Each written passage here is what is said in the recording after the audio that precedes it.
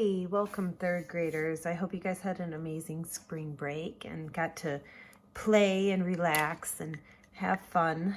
So today we're going to take a look at Monet's water lilies and more importantly the ones where he's focused on his Japanese bridge. So the very first thing I'm going to do is I'm going to draw the bridge in the back of my picture. So I'm going to draw kind of like a frown face. I'm going to draw two lines together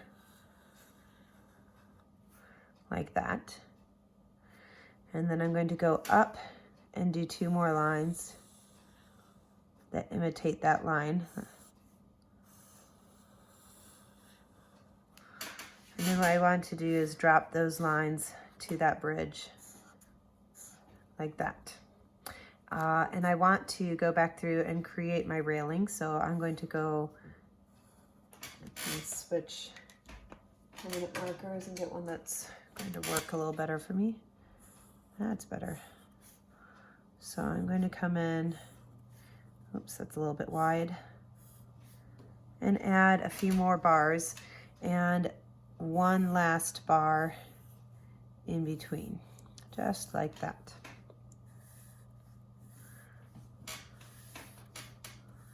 So my bridge is not perfect. I could have moved this over a little bit. So it's not perfect. It can be imperfect. Don't feel like it has to be exactly like mine. And take your time. Just make sure it has an arch here and here, and that you have some connecting poles going up and a bar going through the middle. Once you have that, we are going to take our crayons and do a little bit of detail. So I'm going to use a gray for my bridge. Other options could be purple or blue or brown. It's really kind of up to you. But I'm going to go through and create my color on my bridge. And I want you to color this nice and thick so that it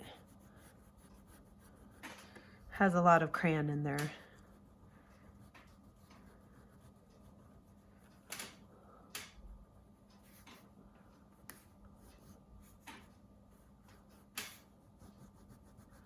So take your time, make it look nice, and also make sure you got nice solid coloring in there. Okay, so what I'm going to do is, now that my bridge is here, the bridge is going over a pond that goes back a little further behind here and comes down into here. And then there's this beautiful lush garden up on either side with like trees that have some drapey things. So we're going to have a little fun kind of doing detail for our garden. I'm going to first add in lots of long drapey kind of detail for my tree up here. And it doesn't have to be perfect. And I'm just going to do a couple of those until I get to almost right about here. I'm going to do just a few on this side. Okay, so we want those at the very, very top of our page. So it looks like the tree is way up here and it's kind of lush and just seeing the overhang come down. I'm going to fill those in. Okay. Next, I'm going to go through, I don't have a green for some reason. I don't know what happened to my green crayon, but probably my kids, something to do with it. I'm going to kind of come in and create some of my bushes with a yellow green. That's gonna have to be good enough for me. Actually, it'll work really well because I colored this kind of a bluish green color. So it's gonna pick up some of that color as I go behind it. I'm just gonna create this background color over here. And I can actually take this all the way out to here. See that? All the way out to here. And I'm going to come in between here and kind of come down and add my color as I go. Coloring nice and hard with my crayon again. So the first part of this is going to be crayon. The second part is going to be marker, and then I have a fun little trick to teach you guys today. So then on this side, we're going to do the same thing. This one's going to be a little bit lower.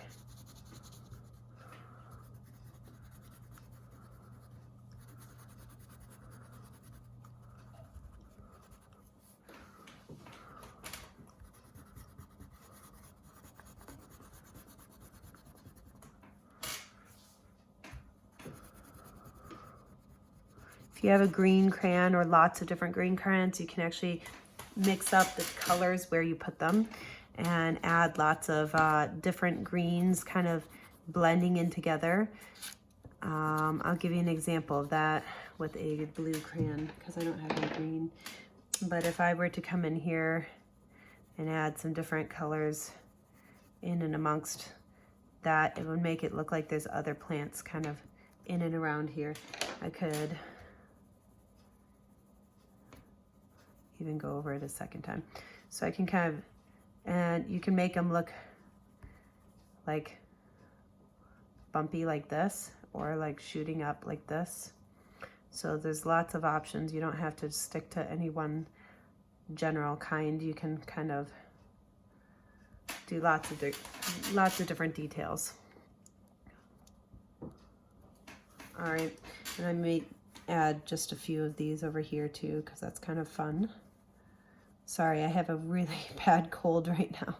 So if I sound very monotone and boring, I am so sorry that you have to listen to me right now. Got this wonderful cold over some spring break, and it's been super fun.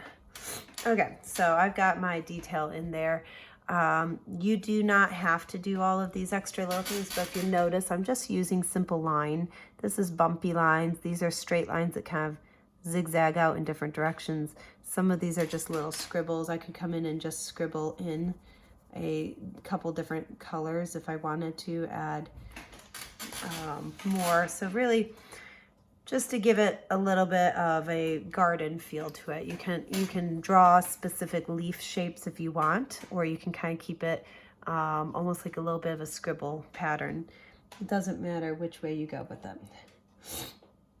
Okay, next we're going to come down and do the flowers and stuff that's right down in here. So we're going to come up with a lot of straight lines, and we're going to come in and around that with our purple. We're just going to do these right on the sides. So lots of straight lines coming up and kind of leaning either way. And I'm going to be taking my purple and kind of adding a squishy, kind of like it's a flower to either side of that.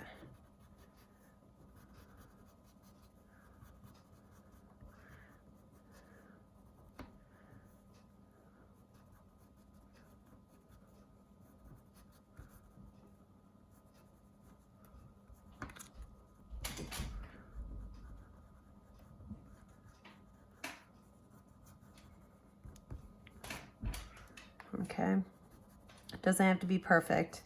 And you can kind of see, I'm not doing anything fantastic here. I'm just kind of going to either side of that gray line with my purple to kind of give it a little bit of a fluffy look, almost like a loose zigzag.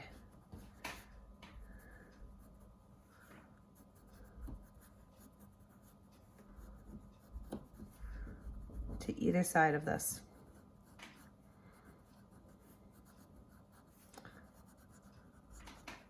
Okay, and then in between that, we're going to fill this with some extra, I don't have any green, I would do a darker green if I had that. I'm going to do this, and then I'm going to go over this with that bluish color to hopefully get the green color that I'm used to. This is like being handicapped, not having all the colors that I'm used to. So I'm just kind of filling in the white holes with what I needed, and then I'm going to use my green, or in my case, I'm making it by doing like a yellow and a blue together, but doing like a darker green in between here to make it look like blades of grass. See that?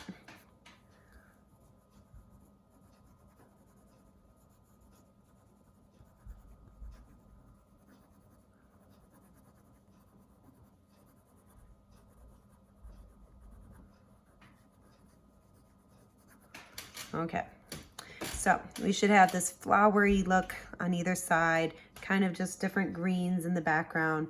And again, that part doesn't matter so much.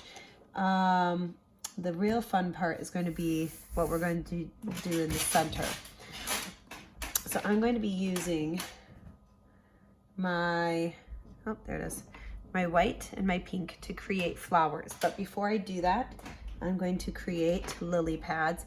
And the important thing to note when you're doing a lily pad, actually we're just going to use this color so it's different, is that you're not going to make a, see if I can show you this without giving it away.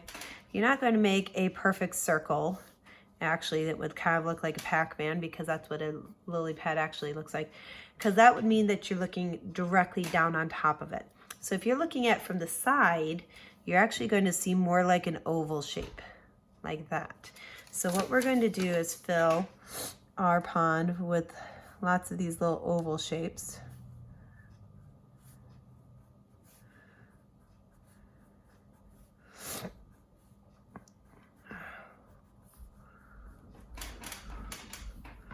And I'm going to put my flowers directly on top of this.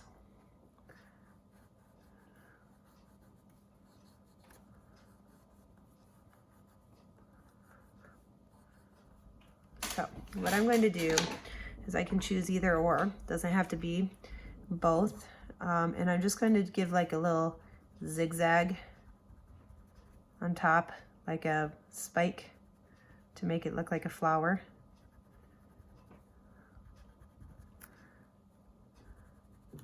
I'm going to do some of them with my pink and some of them with my white. And you're probably wondering, why in the world are you doing white? You can't see it. That's going to come in handy in just a moment.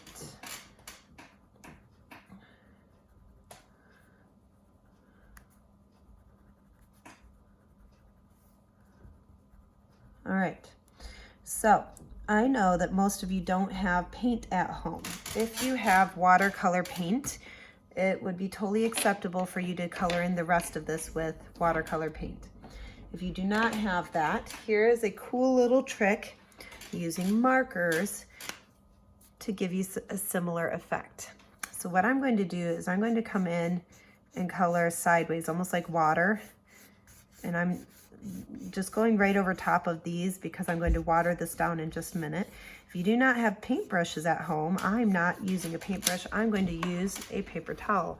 I'm going to get it wet, and I'm just going to slightly wring it out so it's still got lots of water in it, but it's not dripping. And I'm just going to brush over top of my picture. And I actually want to pull this straight up into the sky so it has our sky color too. Look at that. Is that fun or what? So go through with your marker, color right over top, because when you go with your paper towel that's wet and you slide it across, it actually removes some of that marker from over top of the crayon. So you don't have to worry about where you're coloring your crayon, where you're coloring your marker over your crayon. But it's a super fun project. You get to have a lot of fun playing with an alternate version of paint, which is just adding water to marker. If you do not have a paper towel, you can probably wet your finger down and rub over top of it, or find a napkin, whatever you have available. So I hope you guys have fun. I can't wait to see your pictures posted. And if you do have paint and brushes, you can use that as well. But the big thing is make sure you get your crayon colored nice and thick so that it resists that water as it's being moved. Bye guys.